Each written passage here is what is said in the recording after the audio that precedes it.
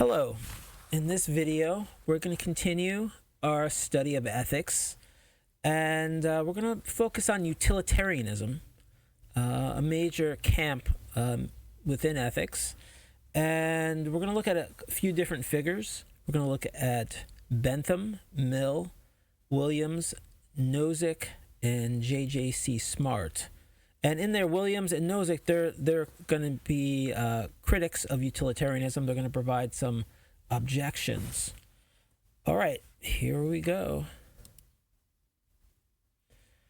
Well, are you a utilitarian? What would that mean? That would mean that you believe in the principles of utilitarianism and that you try to make decisions in your life based on those principles. All right, so we don't know yet, but what we're going to do is we're going to do a little thought experiment, and it's called the Trolley Problem. It was first developed and popularized by philosopher Phillipa Foot in 1967 in an article. And so we're going to use this scenario of the trolley problem to begin to think sort of ethically and see what principles we might be holding on to and using to guide us. All right, so here we have the trolley problem, and it's a pretty simple. All right, you're on a trolley. The trolley is no longer functioning. Crazy, it's never been like that before, and you're a great trolley driver, but the brake's not working.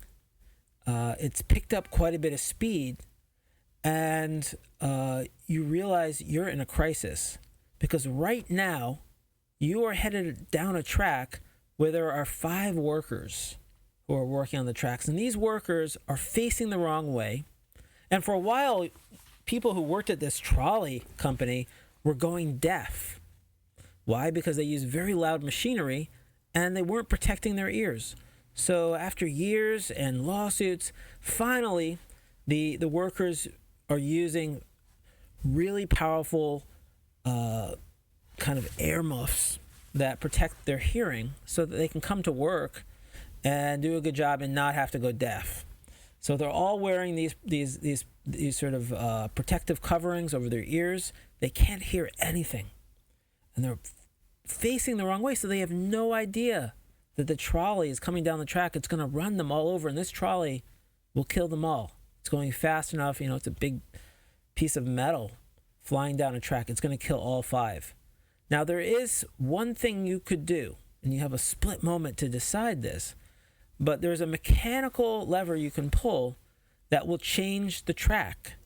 And so you will actually go off to a different track. But on that track is a worker, but only one worker. And it's the same scenario, right? They're using very loud machinery. They happen to be facing the wrong way, so they don't see what's coming. And they can't hear you. They can't hear a horn or a whistle or anything like that. So what is the morally right thing to do? Should you pull the lever and change tracks? All right? And along with your answer, you're probably thinking right now, what would I do? Along with your answer is the important follow-up of why this is the right thing to do. So if you don't do anything, you're going to stay on that track, and you and the train will kill 5 people. If you do pull the lever, you will switch tracks. It's a mechanical, it's working. Everything else is not working, apparently, on this trolley. But that will work. That's fully mechanical. You will change tracks, and that means that you and the trolley will kill 1 person. What's the morally right thing to do? And I want you to think about this, right? This is, we're trying to see where you lean. Okay, so you've thought about it. You've decided what you think is the right thing to do. And let's go on. Now, a lot of times students will say, hey, hold on a second. What about the law here? Am I going to be charged with murder?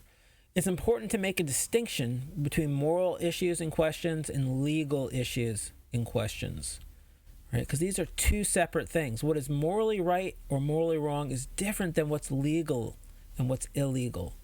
And we know that because sometimes things are illegal, right?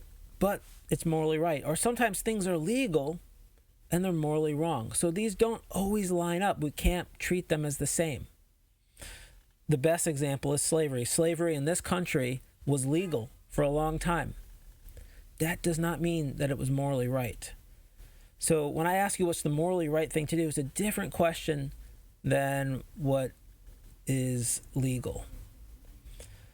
Okay, so you've had a moment. Most students, when they first face this question, and this is a very popular thought experiment in philosophy departments around the world, most people will answer that the right thing to do is to change tracks, to pull that lever and to switch tracks.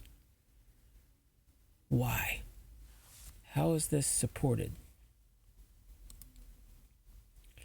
Well, usually what students will say is that killing one person is better than killing 5 people, right? And we can take that and we can turn it into a principle. We can say the right thing to do is that which results in the minimal amount of harm, right? Do the least amount of harm. Here's a principle we can live by. And we can apply this principle to the situation and say, okay, the morally right thing to do, this is my moral principle, is to switch tracks, because then only one person dies rather than 5. Less harm in the world, less suffering, less family suffering, right? So this sounds pretty good to most people, and it's what we want to do if we're trying to be ethical. We want to figure out what our ethical principles are and try to live by them. So, okay, what's next? Lecture over? No, we have a long way to go. Okay, so if you agree with the principle, the right thing to do, the morally right thing to do is that which results in the minimal amount of harm, then you lean towards utilitarianism, because this is a utilitarian principle, right? Utilitarians aim to maximize happiness and minimize unhappiness. And that's exactly what you're doing if you live by that principle we just came up with. And if you're a principled person, then you don't act randomly and you stick to your principles, right? So we've come up with a principle. It's utilitarian. Many of you right now are saying, well, maybe I do lean towards utilitarianism. Here's this principle. It seems to make sense. Why would I want to increase harm in the world and minimize unhappiness? That sounds insane, right? Why wouldn't anybody want to maximize happiness and minimize unhappiness and try to live by that as a principle? Well, let's see. We're going to look at another version of the trolley problem. And one of the things about thought experiments is that we keep changing things slightly to see what happens, to see if a new scenario makes us change our mind about things. All right, so in this case, you're not in the trolley. Now you happen to be walking past the unfortunate circumstance here of a trolley that is now no longer driven by humans, right? These are self-driving trolleys. And this one clearly has malfunctioned. You see some smoke rising from the trolley. It's barreling down the trail. It's actually speeding up on the track. And you're at the switch. So you see there's a switch inside the trolley, but there's always one where track changes can occur just on the side of the tracks. So you happen to be right there. You could pull that lever and change tracks. Right now, the trolley is on the track that's going to lead to 5 workers, all facing the wrong way, all protected ears, so they can't hear what's going on. You couldn't yell to them. The trolley is going so fast right now, you couldn't reach them in time. There's just no way for you to alert them. The only option you have here is to pull that lever or not pull the lever. If you do pull the lever again, it's going to go onto the other track, and the trolley will then hit and kill one person. What is the morally right thing to do in this situation? Is it morally right to pull the lever or just to not do anything at all? If you don't do anything, there are consequences to that, right? 5 people die. If you do pull the lever, then only 1 person dies. What would you do? Well, most students will say, you know what? I like my principle. I'm going to stick to it. And my principle says the right thing to do, the morally right thing to do, is that which minimizes harm. So the morally right thing to do here is to pull that switch. Change the track. 1 person dies instead of 5. All right. Students often raise questions at this point. They say, "What? Hold on. Am I legally liable when someone dies out there on the track and I pull the lever?" And again, this doesn't matter, right? We're thinking about what's morally right or wrong. Sometimes doing the morally right thing gets you in trouble. Sometimes it doesn't. It makes you a hero. There's all different scenarios, all different ways that can play out. But right now we're just trying to figure out what's the morally right thing to do. So we're not really concerned with any sort of legal liability. Should I be blamed for the death is another big question. Do I have some sort of moral responsibility? And this is a tricky issue. And when you study ethics, you try to think about when do I become morally responsible? And often there's a lot of different factors you need to think about, such as what sort of causal role did you have in sort of causing what happened? Another thing we consider is intention, right? So you may have been a part of the causal chain that led up to the unfortunate accident, but did you mean to hurt somebody, right? Did you mean to kill somebody, or are you just trying to minimize harm? Intentions matter, right? We're constantly trying to figure out people's intentions. That's when you study Kant, that becomes a real problem, because intentions are a make or break in Kantian ethics for whether or not something has moral worth. And we know it's difficult to know the true intentions of a person. They're hidden inside them. Okay, so intention, ability to prevent, right? So it might not be something that I caused, right? It may not be something that I intended to happen, but could I have stopped someone from being harmed, right? If I had an ability to prevent a harm without much risk to myself, all right, then you may gain some moral responsibility here. Okay, and moral responsibility ties into the different moral principles that you hold or espouse. So, okay, if I do nothing, students will ask, can I just not be involved? Right? And what this example shows us is that no, doing nothing has consequences, right? Sometimes we just get thrown into situations and we're a part of it whether we like it or not. This is one of them. So doing nothing doesn't mean you're not involved. It has a consequence. It's kind of like voting, right? When there's an election and you are one of the eligible voters and you don't vote, that has consequences.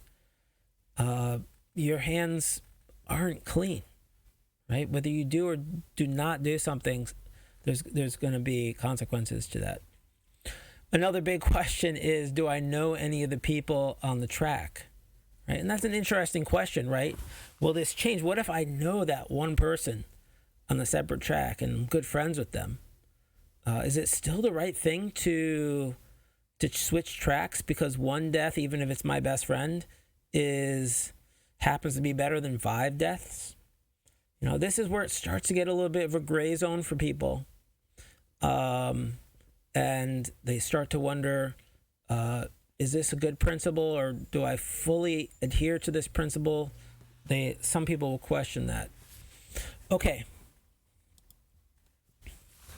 Trolley Problem version 3. Okay, this time there's just one single track. There's a trolley that's out of control, rolling down the track, and it doesn't have any power. It's just free rolling. And there's 5 people who have been tied to the track. That trolley, with this momentum, if it hit those 5 people, it would kill them all. And you're sure of that. But you happen to be crossing a bridge, and there happens to be a really large person right on the top of the bridge, right in the middle, leaning way over the side. Leaning so far that in that moment when you realize what's exactly going on, you realize if I just sort of tapped that person, they would fall right over onto the track, and they're so large, they would be big enough to stop the trolley, but it would kill them. Is it morally right to give that tap to that really large person? Okay, this one really challenges people, right? We've been holding on to this principle now for 2 versions, right? The right thing to do is to try to maximize happiness, and if you can't do that, at least try to minimize unhappiness, suffering, and pain. Death being, the worst that could happen to somebody. So here, what is the morally right thing to do? Well, if we look in terms of consequences, right, it's either one person dies or 5 people die. So it seems if we stick to our principle, the right thing to do would be to tap that large person, right, causing them to topple over onto the track, and then only one person dies. 5 people saved. Okay, are you willing to go along with that? Some people are, but most people at this point back away. They back away from the push, which means they're backing away from this principle. They start off as utilitarians, and then by the end of the trolley problem, they're confused, right? Because it feels wrong to push someone over. Well, why does it feel wrong? Well, people think about that, and often students will say, well, I feel like I'm violating that person by pushing them over. It's happening so fast. It's not their decision. I'm forcing them to give up their lives, right? I'm, in a sense, sort of controlling them, not allowing them to make up their own mind. And that feels like a violation. All right, here's the crazy thing, right? Why was this not an issue in the other 2 versions? Because in the other 2 versions, you were doing something that caused someone to die, and it wasn't their choice. They didn't freely volunteer themselves to die rather than the others. All of a sudden, autonomy becomes an issue when you're out there and you have to touch the other person. Why? Well, students, when they're pushed harder, will say, well, it feels wrong. Right? It just feels wrong to actually touch someone and push them over. And here we have to say, well, utilitarianism, that principle, doesn't recognize that it feels wrong. It just looks at the consequences. And version 3 really is no different consequence-wise than version 2 or version 1. Right? It ends up being the same choice, 5 deaths or 1 death. But it raises the question of the role of feelings, of emotion in ethics, in sort of moral determinations of what the right thing to do is. Okay, so now you should be confused, right? Most people are pretty confused at this point. Some people say, you know what? I have a principle. I like it. I'm going to stick to it. Let's go and let's explore more of the principles of utilitarianism, more of the ideas behind them, and you can see where you stand at the end. A little bit more on the trolley problem. It's a real problem. This is a live issue, and programmers are trying to deal with this. They're going home at night and having trouble sleeping because they have to program all these self-driving cars to handle every possible situation. And one of those situations is the car is malfunctioning, and it is unavoidable that it's going to hit some people. But computers work fast enough that it can make a decision who it's going to hit. Should it hit the group on the left or the group on the right? Where do we put more value? Hard questions, right, of who's going to die.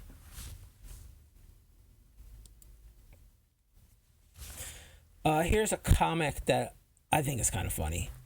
And I have the website up here if you want to go check out the artist who creates Creative Commons cartoons. And so this one, two people. Ever heard of the trolley problem? No, what is it? A trolley is barreling toward 5 helpless people on the tracks. You can pull a lever to direct it into another track. But, and then he's interrupted. Can I reach the lever without getting up?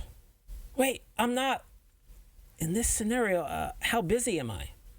That's my favorite part. Okay, I guess I forgot who I was talking to.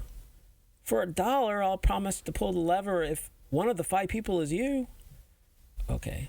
There's a lot of trolley humor out there. You should definitely go check out some of it online. You should also check out the show The Good Place.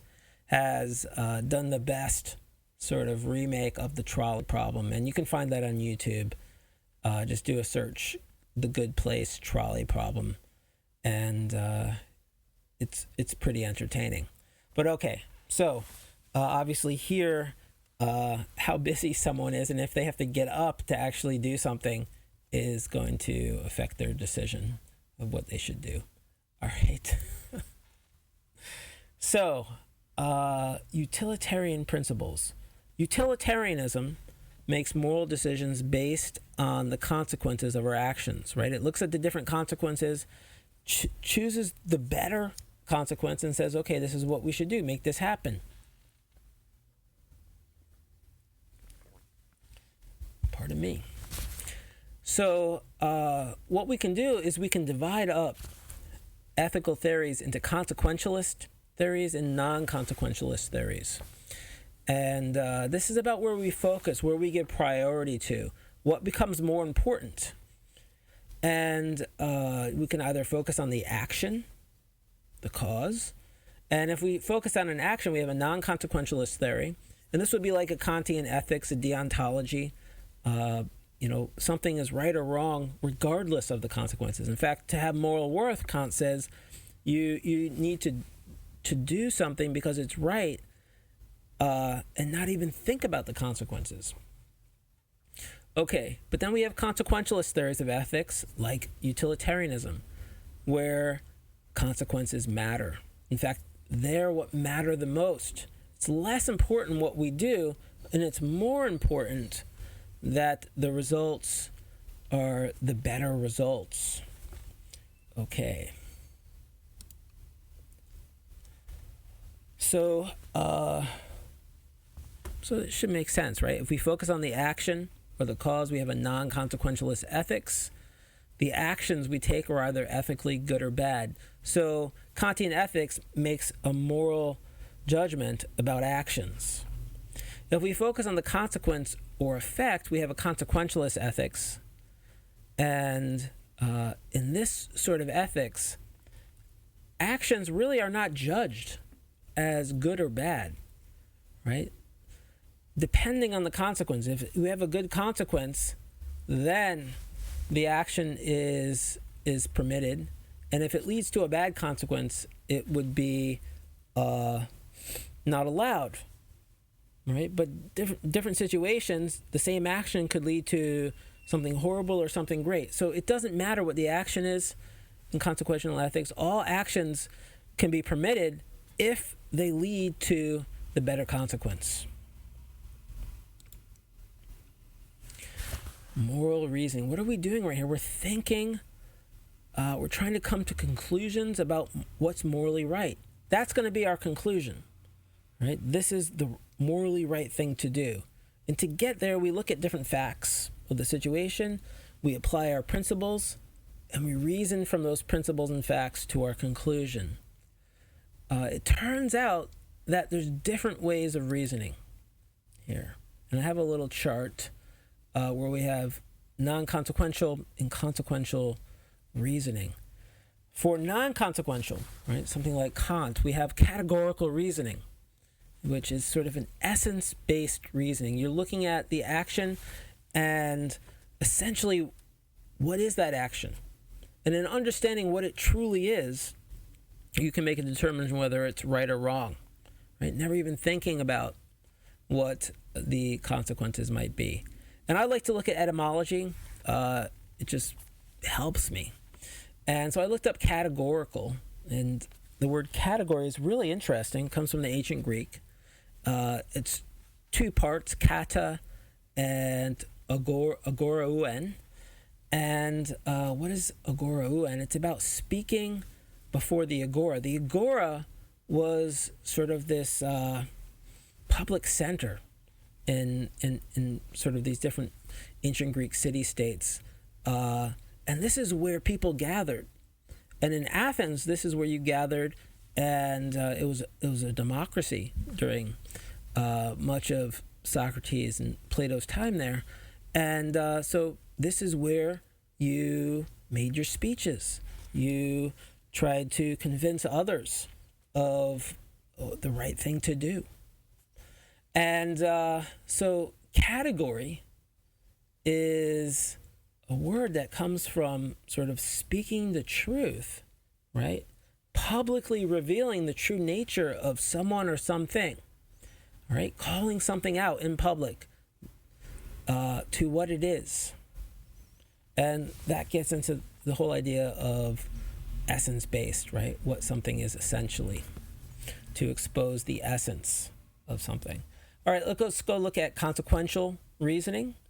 And an example terms that we can use for that form of reasoning, we have instrumental reasoning, it's sometimes called. Other times it's called teleological reasoning. So put these in your notes.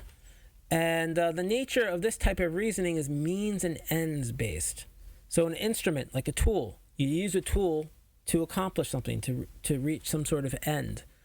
Teleological, that word again comes from the ancient Greek. And if you look up the word telos, it means the end, right? Sort of this final end, this final state. And so there you're using sort of means and ends based reasoning. All right. And that's what we're thinking about today. We're thinking about instrumental reasoning, teleological reasoning. We're thinking in terms of the results, so the means to an end. And let's see where it takes us. It takes us to our first philosopher, Jeremy Bentham. Now, Jeremy Bentham lived from 1747 to 1832. And this is a pretty interesting period in human history because there's just so much change happening, right? The Industrial Revolution is just starting to roar, and it's creating a lot of wealth. We have these empires that are forming, and Bentham is British. They're dealt a setback, right? 1776 Declaration, the Constitution. Before that, the Declaration of Independence, which Bentham was against. Right, he speaks out against that, the independence of the colonies. All right, but he also we'll hold that against him. But he is also the founder of utilitarianism. And he becomes very popular. He's from a wealthy family. He didn't need to do this. He could have had a life of luxury, but instead he became very active. He went out and he sort of wrote pamphlets and gave speeches and really tried to push his ideas. And his followers were called Benthamites. And there was many of them. And they worked for social and political reform. Let's see. What were they trying to reform? There was a lot of antagonism in England between different types of government. A monarchy, right? Where there's a royal family and they're in charge, what they say goes, versus a more parliamentary form of government where there's representatives that come forth and represent the people, a republic. So both sides have been fighting, and they try to form this sort of mixed government in England where we have both. Okay, so I have in here also about this book called Infidel's Deathbed, which has a short part about Bentham's death. And it's really interesting because Bentham was someone who truly tried to live his principles, even in his death. And he had a lot of followers. They loved him dearly. And he knew as he was getting older and getting sicker that it was going to be really painful for people to see him, in his last moments. And so he decided, when the doctors finally said, okay, this is it, you're in your last week or so, that he was going to cut himself off from all his followers. He was going to have one person was chosen to take care of him in that last week so that the others didn't have to suffer, right? Minimize suffering. So he was thinking about this even in his death. He was actually even thinking about it after his death, which we're going to get into in a moment. Okay, so why was Bentham so popular? All these Benthamites running around. Well, in utilitarianism, everybody matters, right? Doing the right thing means doing that which brings about the most happiness and the least suffering, right, in the world to as many people as possible. So when we study the consequences, right, and we're figuring out the consequences, we consider how different actions affect everybody.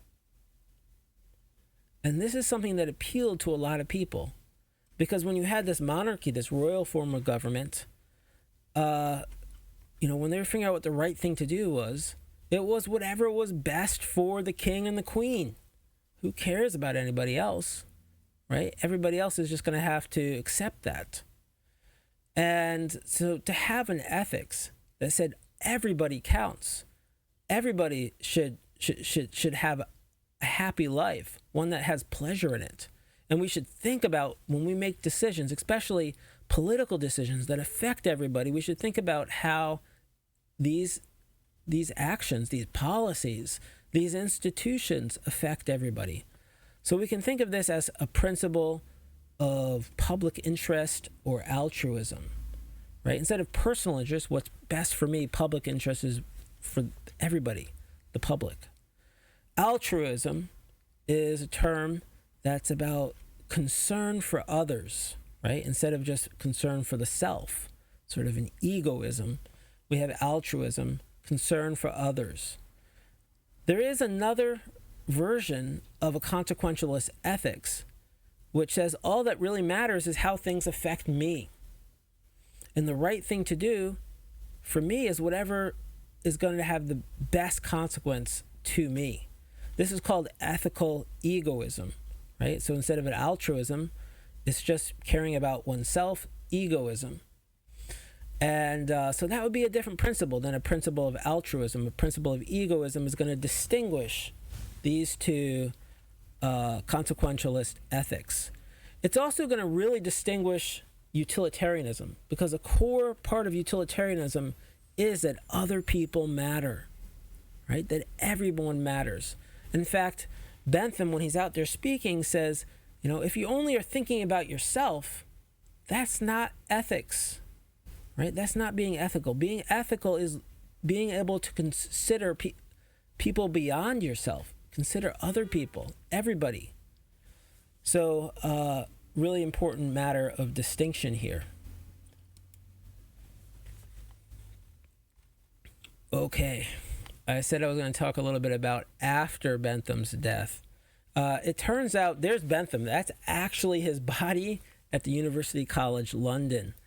And so Bentham wanted to maximize the happiness even after death of his life, and to use whatever remains, which happens to be his body, to do that. So he made a deal with the University College London. He said, listen, I don't really have anyone to give all my money to. I have I sold a lot of my pamphlets and books, and I have amassed wealth. I have it from my family. I'm willing to make a really large donation to the college, right? Because I think that education is important. It leads to a happier life the more you're educated you are. So he wants to support the university college. He says, but there's conditions upon taking this money. And that condition is that you take my body after I die. First, you use it for science, right? So go in, look at the organs, see if you can learn anything about medicine and disease and how to treat people. And then when you're done, I want me sewed back up. I want my body to be preserved. And I want you to roll me out every year when you have your big college planning committee meeting, right? And this is where you think about the future and you make big decisions. And I want to be at that meeting because I want to remind people to make the decision that's not best for yourself, but that's best for as many people as possible, right? For everybody. And the school said, okay, we'll do it. They took the money. They agreed to the conditions. If you go to England, you can go visit and stand near the body of Jeremy Bentham. And there is one thing. It turns out that it's really hard to preserve the head. And the skin tightens, it shrinks. And so that was a really difficult thing to do. So what they've done is the head was removed, I think, during the process where they were doing the dissection. And it just didn't look right on top. So what they've done is they put the head in a box, and Jeremy sits atop his head. But on special occasions, they do bring out the head for viewing, and this moment right now is one of those special occasions. The head of Jeremy Bentham. Jeremy Bentham. Okay, those are not his eyes; those are marbles. But everything else, that's him. And I can't look at it too long because it freaks me out, but we'll move on. Okay, so I'm not going to read this, but if you want to pause the video at this point, here's just a little snippet of Jeremy Bentham, his book Principles of Morals and Legislation, where he's getting at the core of utilitarianism, these core principles. So if you want to read it, just pause. I'm going to go to the next page. And on the next page is a little bit more. You can pause this if you want to read that to get a sense of, his own words. Okay. So I've put this together, sort of a list of what I consider to be the core principles of Bentham's utilitarianism. And we're going to see that there are different versions of utilitarianism, and Bentham's version becomes called the act utilitarianism. And so act utilitarianism has these 5 core principles. And I'll go through them, and then I'll talk a little bit more about a couple of them. So first we have the principle of consequentialism, right? That consequences matter. And that we first look at the consequences of actions to determine what is morally right. Okay, principle of utility. Sometimes called the greatest happiness principle, right? The right thing to do is that which is most useful to maximize happiness and minimize unhappiness, right? Very important principle of utilitarianism. Next, we have a principle that defines what happiness is, because just to say that you want people to be happy doesn't get us so far if we don't know what it means for people to be happy. And for Bentham, happiness is pleasure. So we call this a principle of hedonism. Hedos was ancient Greek for pleasure. And so the more pleasure you have in your life, how do you know if you're happy? Well, Bentham will tell you, you need to see how much pleasure you have. If you have more pleasure than pain and suffering in your life, then you're a happy person. If you happen at this time to have more pain and suffering going on than pleasure, then you're unhappy right now. The great thing is that can change. Lots of things produce pleasure, lots of things produce pain, and utilitarianism is telling us, well, we need to think about that and do the things that bring more pleasure about in the world. Let's have more pleasure, and let's then have more happy people. Next, we have the principle of the hedonistic calculator. And there's a calculus going on, right? To figure out what we should do, we have to go and add up all the pleasure that's produced by an action and all the pain. All right? If there's more pleasure than pain, we know that then it's something that's going to produce, at least it's going to produce some pleasure in the world. But then we want to figure out what produces the most pleasure. Or if we're stuck in the trolley problem, what produces the least amount of unhappiness, pain, and suffering. But we're going to be doing some mathematics here, right? We have to go and add up. And we can do that, right? Because we've all been to the doctor where the doctor says, okay, you're in pain. On a scale of 1 to 10, how much pain are you experiencing? Right? We can create these scales and we can start to measure how much pain. Oh, it's a 6. It's kind of painful, but I've had worse pain. I know what a 10 is like. This is not a 10, but it's a 6. We can start to measure pain. We can measure pleasure. We can become more attuned to that, right? The more we think about it, the more fine-tuned we can be in making these calculations. Okay, and finally, we have that principle of altruism, right? That other people matter. That we need to, when we do our calculus, when we add up that pain and pleasure, it's to everybody. If we didn't have this last principle, if we instead had a principle of egoism, then we would have the ethical egoism, right? We wouldn't have utilitarianism. And that's the big difference, right? Between the two is that last principle. Okay. So, here we have an ethical theory where pleasure is really important, so is pain. And for Bentham, this seemed quite natural. We seem to have been created or have evolved to respond most to pleasure and pain, these sort of natural states. We're naturally drawn towards pleasure, and we're naturally, instinctually, we pull away from anything that's painful. Bentham says, okay, well, there's a lot more than just saying pleasure and pain.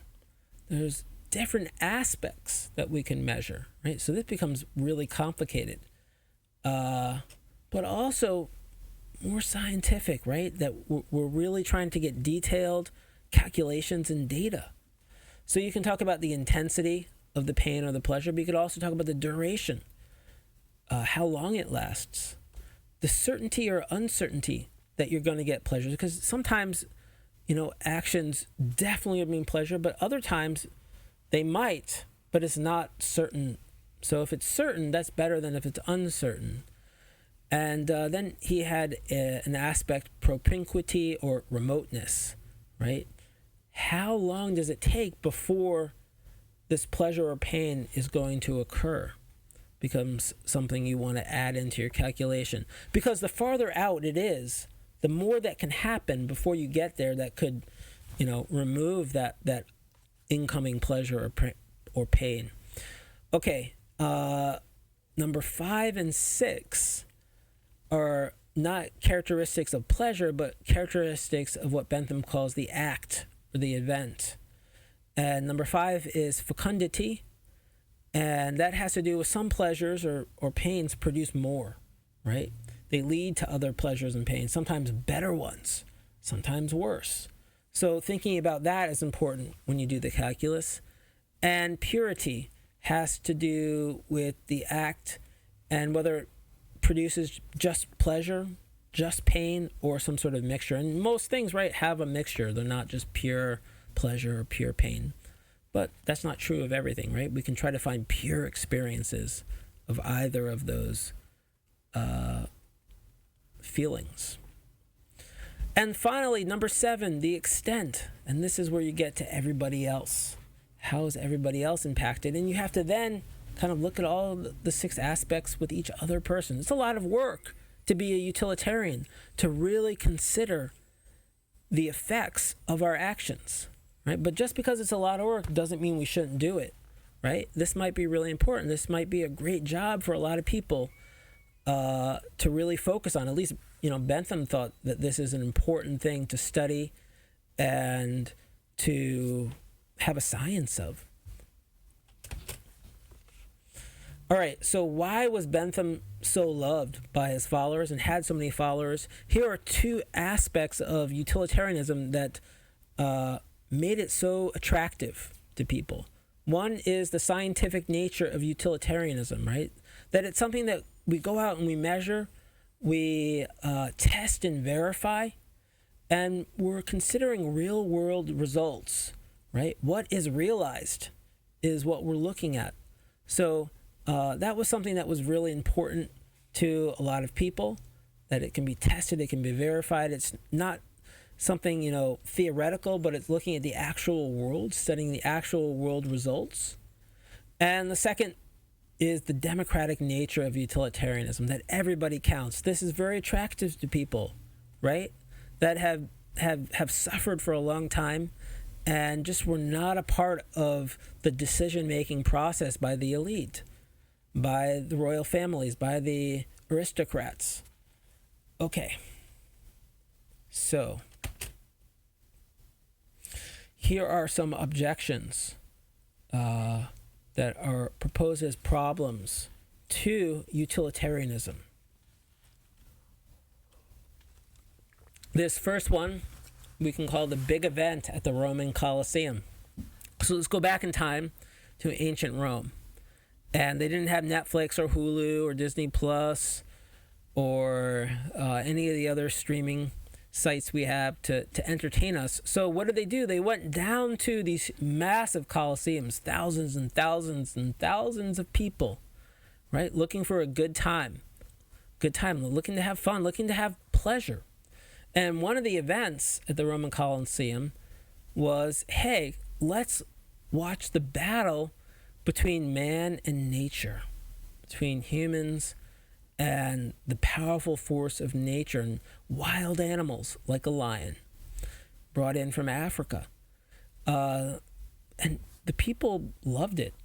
And the people that were thrown to the lions to battle them happened to be this minority group that, not that many people, but were not looked at this point highly upon by the emperor, because they didn't fully recognize the authority of the emperor. Or at least the emperor as a divine authority. Okay, so they would take Christians and they would throw them into the arena to face off a hungry lion. And it was no contest, right? The Christian would lose. The lion would tear the Christian apart. To starving lion. So it turned out these were popular, and there was a lot of people that got a lot of pleasure from watching these events.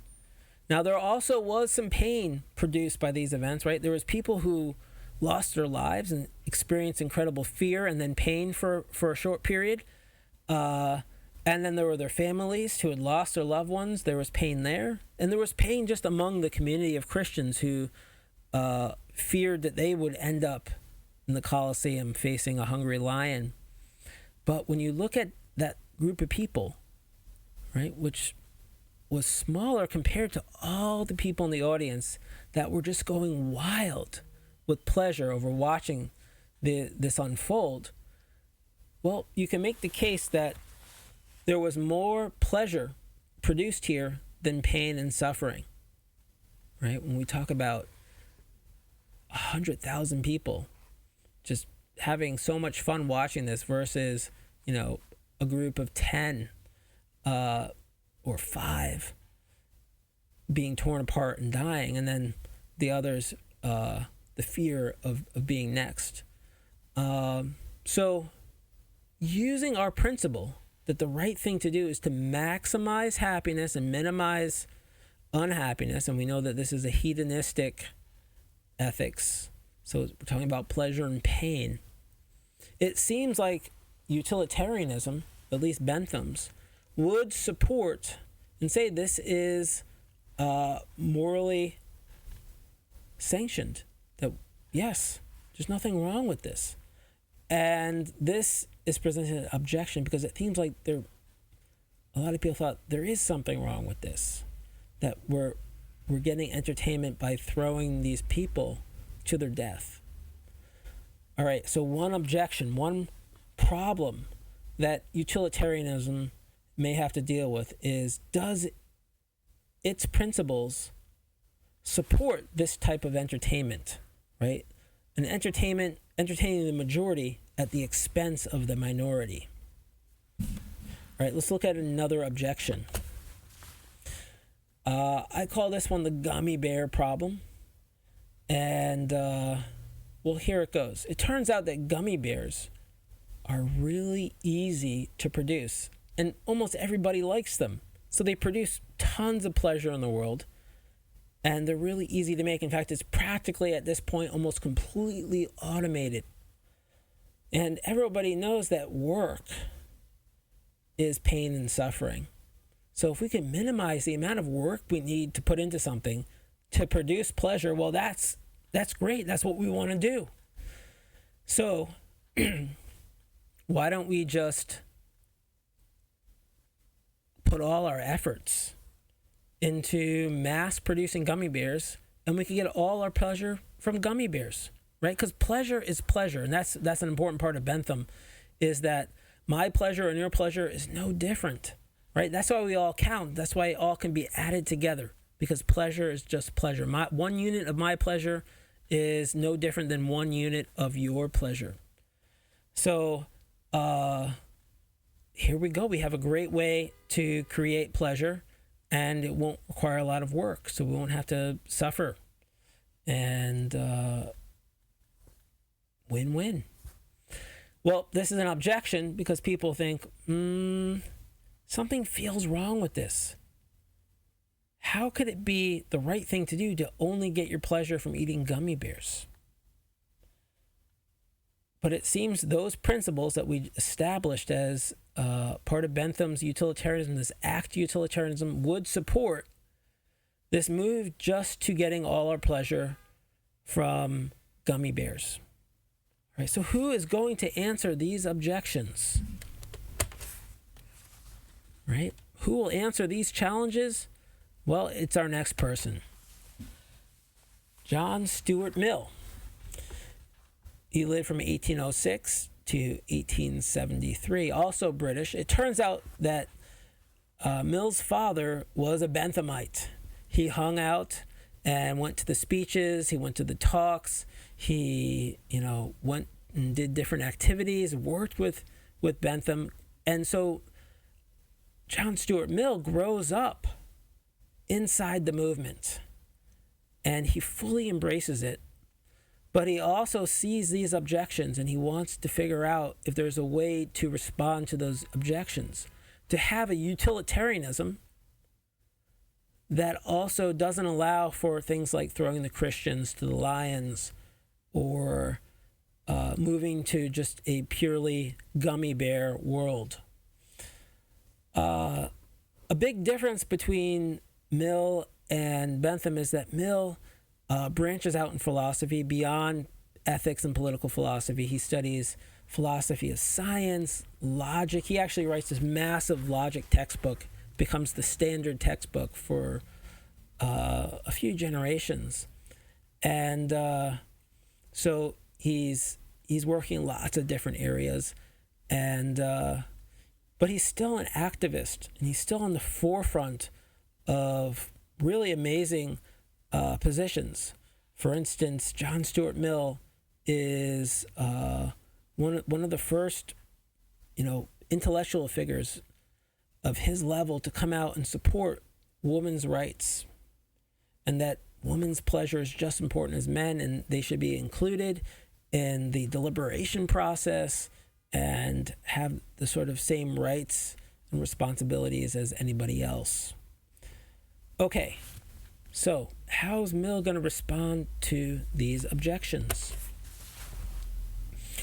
Well, here is one of his innovations, and this is going to respond to the gummy bear problem.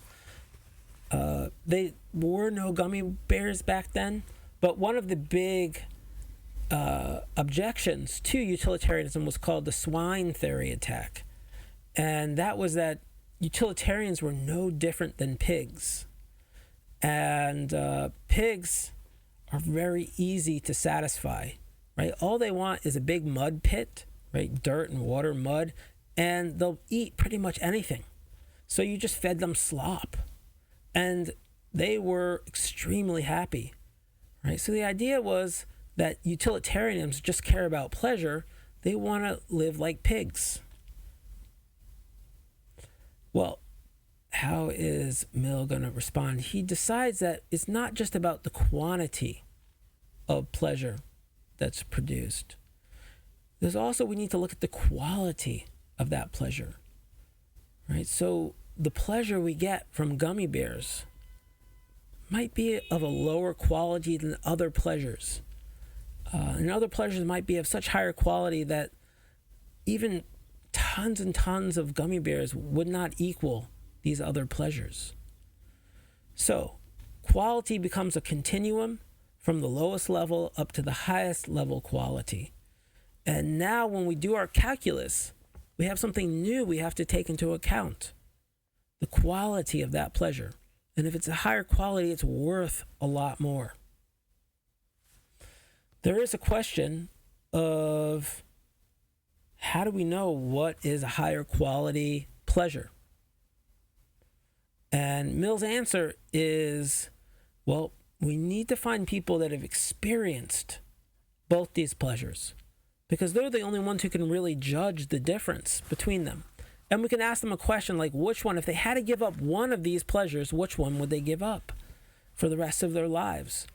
And we have to ask that question to lots of different people, see if there's some sort of consensus. Because if most people would say this other pleasure is one they would give up first, then that becomes a lower quality pleasure. And we can then take that knowledge we've gleaned from all these sort of experts in these two different types of pleasure, and we can apply that to our calculus. All right. Another innovation, right? And this one is going to address the objection with the Christians being thrown to the lions. And here, Mill is going to draw a little bit on Kant, right? In Kant, one of the formulas of the categorical imperative was the formula of universality. And so here we have sort of a principle of universality. Mill says we can't just think in terms of a single act. That's what Bentham does. He looks at each single act and figures out what the consequences of that particular act will be, what sort of pleasure and what sort of pain will be produced. Well, Mill says what we need to do, instead of just looking at that single act, we need to figure out, what if everybody took that action when they were in the same situation? What would be the consequences then? Right? So Kant thinks we need to look a little bit broader and more long-term. What if everybody does this? What are the consequences? So this is the distinction that helps to title Mill's utilitarianism as a rule utilitarianism. It looks, instead of looking at a single action, it says, what if that action was a rule that everybody followed? What would be the consequences? So if we apply this to the Christians to the lions objection, what Mill finds is that if the rule is that we always take a minority group and use their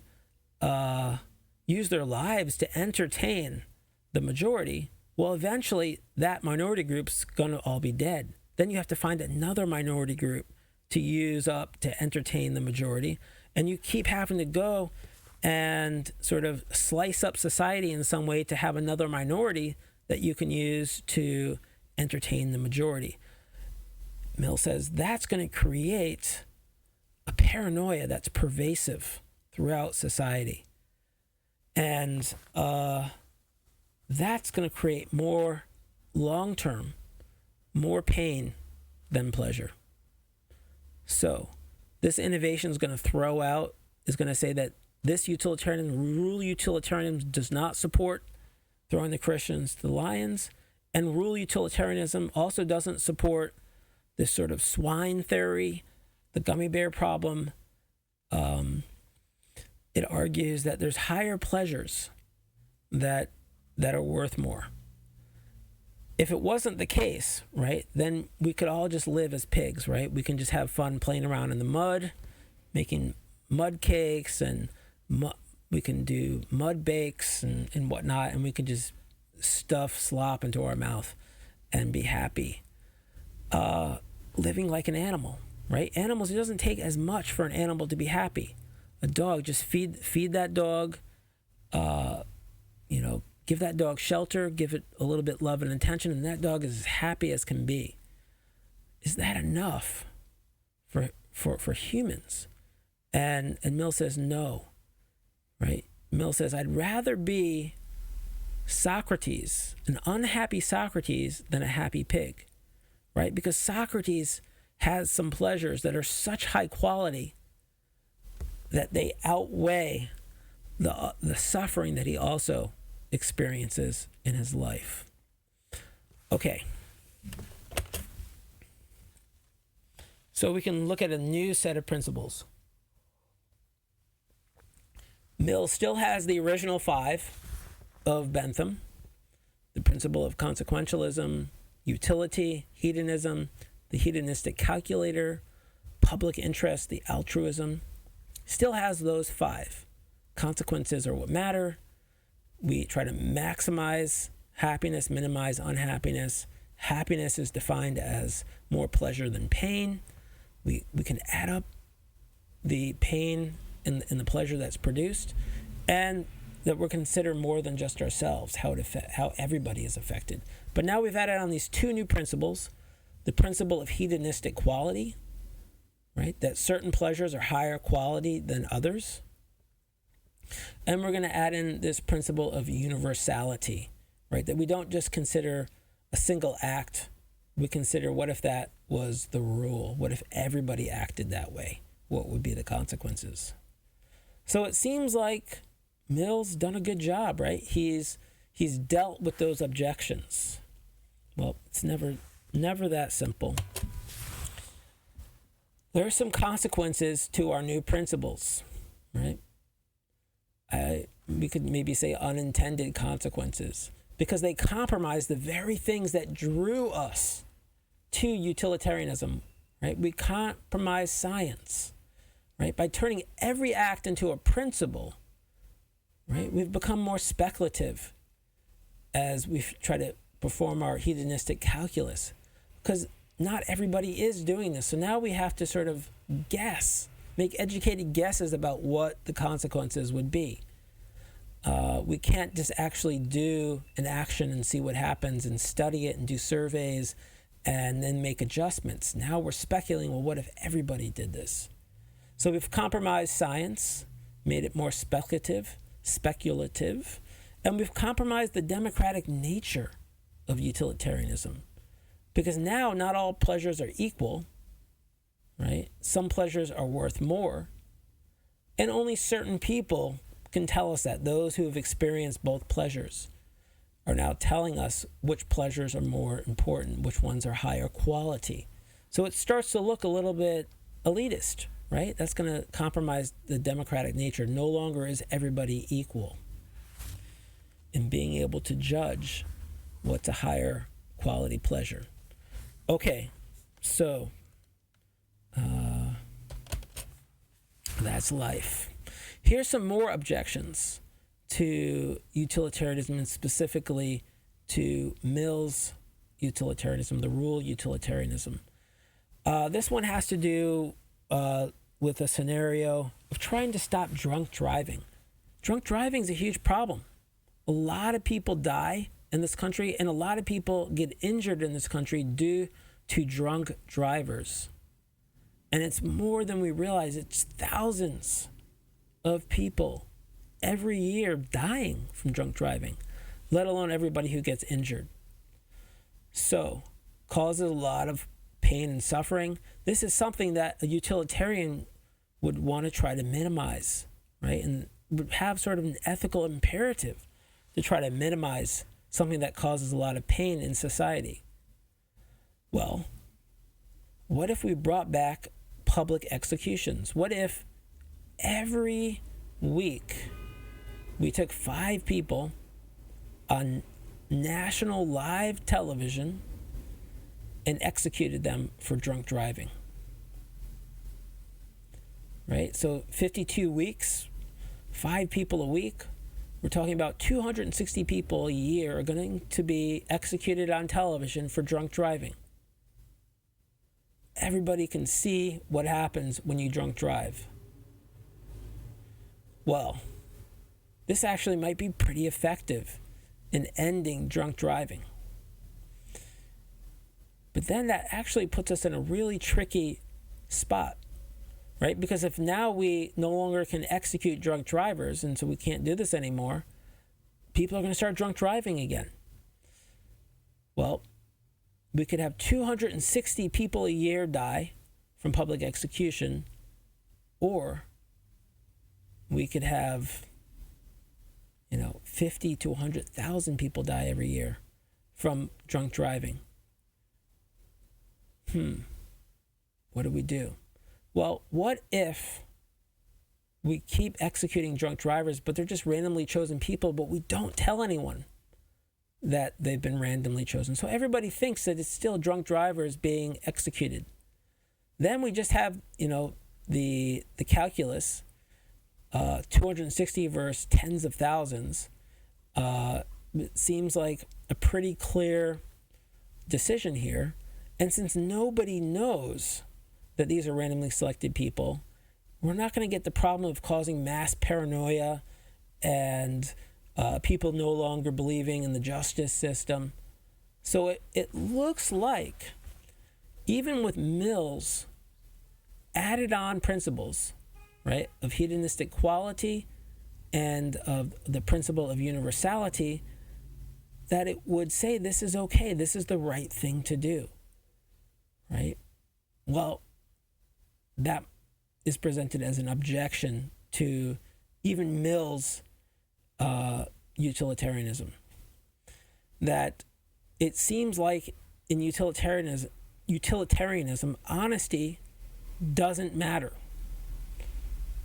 right? That it can be done away with if it can lead to better consequences. And so it seems to support deceptive propaganda. Okay. Problem. But remember, this is the ethics that says everybody matters, right? And that's very attractive to a lot of people. And it's also the ethics that says, hey, let's make life objectively better, where people have more pleasure in their lives. And that is also very attractive. So we have objections, but we also have other aspects of this theory that are very attractive. We don't want to just dump it. But we want to have a full sense of the theory and of the benefits and the potential problems. So here's another objection. The Sneaky Peeping Tom. In this objection, we consider what utilitarianism would think of a person that gets intense pleasure from sneaking around and peering through keyholes and voyeuristically, watching people. So if the other person does not know they're being watched and the peeping Tom is getting intense pleasure out of this, it seems like we have a situation where no pain is being produced and lots of pleasure is being produced. And if it's someone who just has this fetish, it may be a huge amount of pleasure, right? This perversity is generating so much pleasure inside this person that even if someone suspected it and started to, feel some pain of being observed, there might be so much more pleasure in this perversity that it completely is outweighs that pain or suffering. So this seems like potentially a problem. First, we have this problem of ignorance being bliss, right? As long as people don't know about it, it won't bother them. Is this an ethics that promotes keeping as many people as possible in ignorance so they can be not experience the pain if they knew the truth? And is this an ethics where it sides with people that might have sort of perverse pleasures that create so much pleasure it seems to outweigh?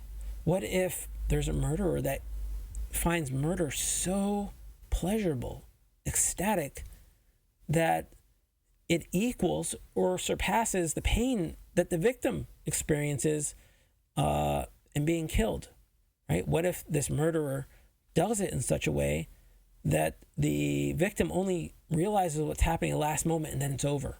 So it's a quick jolt of pain and then it's over, and yet the murderer generates all this pleasure from the hunt and whatnot. Wouldn't it seem that utilitarianism might then give some support to the murderer that produces pleasure from that act? Okay, things to think about with utilitarianism.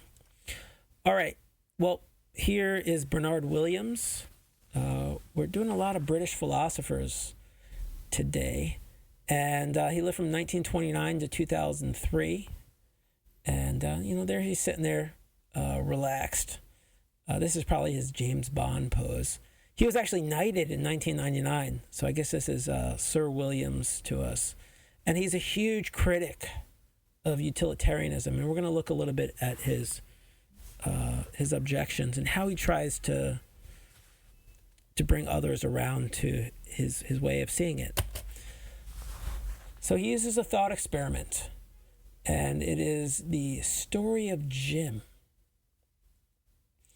And in the story of Jim, which we'll look at in a moment, Jim has to make a decision. And Williams argues that if you're a utilitarian, this should be a really easy decision, right? Easy math, and you should be able to say, okay, this is the right thing to do. But most people, when they look at this situation, don't find it easy. They find it really hard. And so Williams thinks that this says something. It must mean something that people find this to be a really hard decision, when if you were really a utilitarian, it should be easy. All right, let's look at the story of Jim. Okay, so Jim finds himself in the central square of a small South American town, tied up against the wall are a row of 20 Indians, most terrified, a few defiant. In front of them, several armed men in uniform. A heavy man in a sweat-stained khaki shirt turns out to be the captain in charge, and after a good deal of questioning Jim, which establishes that he got there by accident while on a botanical expedition, explains that the Indians are a random group of the inhabitants who, after recent acts of protest against the government, are just about to be killed, to remind other possible protesters of the advantages of not protesting. However, since Jim is an honored visitor from another land, the captain is happy to offer him a guest's privilege of killing one of the Indians himself. If Jim accepts, then as a special mark of the occasion, the other Indians will be let off. Of course, if Jim refuses, then there is no special occasion, and Pedro here will do what he was about to do when Jim arrived, and kill them all. Jim, with some desperate recollection of schoolboy fiction, wonders whether if he got a hold of a gun, he could hold the captain, Pedro, and the rest of the soldiers to threat. But it is quite clear from the setup that nothing of the sort is going to work. Any attempt at that sort of thing will mean that all the Indians will be killed, and himself. The men against the wall and the other villagers understand the situation and are obviously begging him to accept. What should he do? Okay, so usually when I present this, I actually turn it into a scenario where the student had won a free study abroad trip, and is traveling into different sort of remote areas and ends up in this one village where this sort of situation comes up, and they have to themselves decide what they will do. Will they take the gun, which has one bullet inside it, and go and shoot in the head one of the villagers, which means one dies but 19 live, or not do anything at all and 20 people are shot to death? What's the morally right thing to do in this situation? Think about it, right? We said it's probably an easy choice, utilitarianism. One is better than 20, but this scenario, you actually have to hold that gun, or Jim, and hold it up to somebody's head and kill them right in front of you.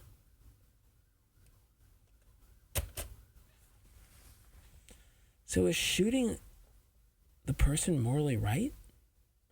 And even if it is the morally right thing, is it obviously morally right?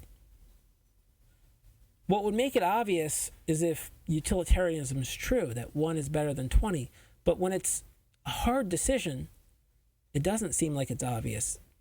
And so Williams is arguing that there's got to be more going on here than just this calculus of doing what would lead to the least amount of suffering.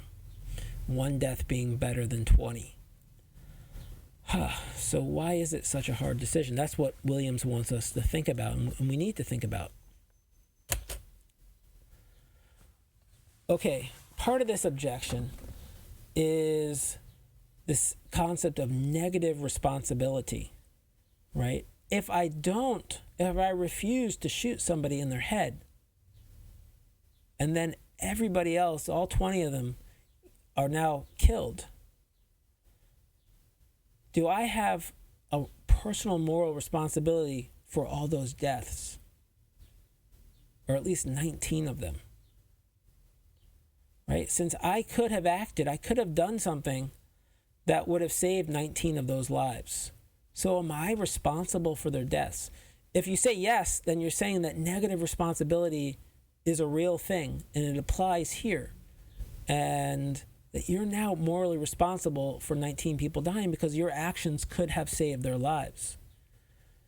The weird thing here is that now I become responsible for the actions of somebody else, right? I didn't pull the trigger and shoot those other 19 people, but now I become morally responsible. And if we take this and accept it, this idea of negative responsibility, am I now responsible for everything that happens? Because in most cases, there's something I could have done to try to stop all the bad things that happen, right? So do I become does this absolute negative responsibility emerge in which I'm now responsible for everyone else's actions, right? People right now are dying of starvation. I could be out trying to save some of them, right? Am I responsible for their deaths because I'm not at this moment right now serving food or out trying to make money that's going to be used to buy food for people who are starving? That's an important objection. Williams is going to argue against negative responsibility. He's going to say this is too much to put on a person. He cannot accept an ethical theory that seems to support negative responsibility. And he argues that utilitarianism does establish a negative responsibility, and that it can become an absolute negative responsibility. And part of the issue is that now I'm responsible for everybody else's actions.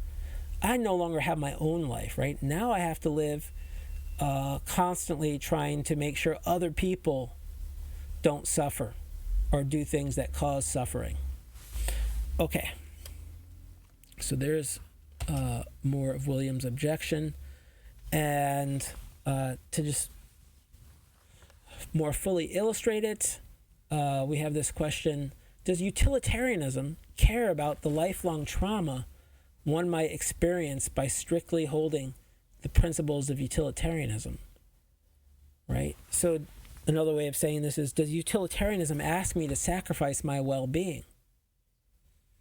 Right? If I go and shoot that one person, that's going to be an image in my head. It's going to haunt me the rest of my life. So I'm going to sort of suffer, but I'll save 19 lives.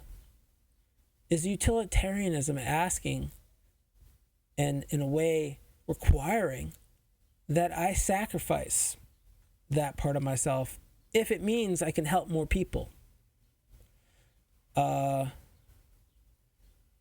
Self-sacrifice seems to be an important part of utilitarianism, right? That you sacrifice yourself if it can lead to the benefit of more people. Okay, so this is another objection. If shooting one person is the morally right thing to do, should I then be happy and feel good about shooting that person? This is kind of a strange way to think about it, but if it's the right thing to do, shouldn't I feel good about doing it? Shouldn't I feel good about doing the right thing? Isn't that part of sort of being an ethical person? And if that's the case, then here it would seem to suggest that one should feel good about shooting one person in the head. All of these objections, I will say, the utilitarian can start to formulate responses to. Doesn't mean that they completely dismiss the objections, but there's responses we can make to these. Okay, another part of the objection by Williams is this idea of integrity. So integrity, we often think of as a virtue. Someone has integrity, part of their character, and it has to do with staying committed to a project, a goal, or a virtue, even when one is tempted to abandon it. So it's a lot about sticking to whatever it is that's important to you, that has value. And Williams makes the argument that integrity seems to be something that's genuinely important part of moral life. And that if utilitarianism is incompatible with integrity, then he argues utilitarianism must be incompatible with moral life. And utilitarianism just looks at the consequences. So utilitarianism is willing to abandon anything if it means it brings about better consequences. So it seems to not be compatible with integrity. And Williams thinks this is a problem. Okay.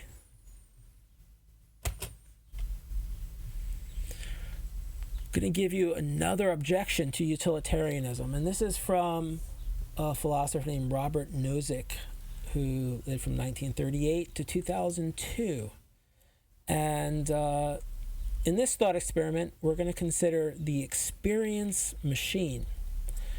And I have a picture here of Nozick, and on the other side, we have the happiness machine, which I guess is from some old movie. I don't know. I just Googled and found this image. So here is the scenario. This scientist spends their entire life, and there were generations building up to this point, of creating a machine that you could get hooked up to, and it would give you the most pleasure you could possibly experience for the rest of your life. Right? So it's kind of a pleasure machine. It's going to make you happy. And people say, oh, well, if I just have only pleasure, I won't even know what pleasure is anymore. I need to be able to compare it to something else. I need to have some pain or suffering so that I really appreciate pleasure and know what it is. Well, this machine, these scientists, they know that. They've built this machine so that you have just the minimal amount of pain and suffering to appreciate the most the pleasure that you're experiencing.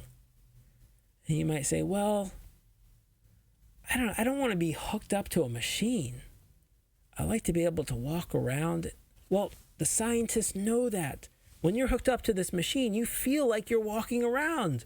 You feel like you're living your life. In fact, you don't even have any memory of even making the decision of whether or not to be a part of this machine.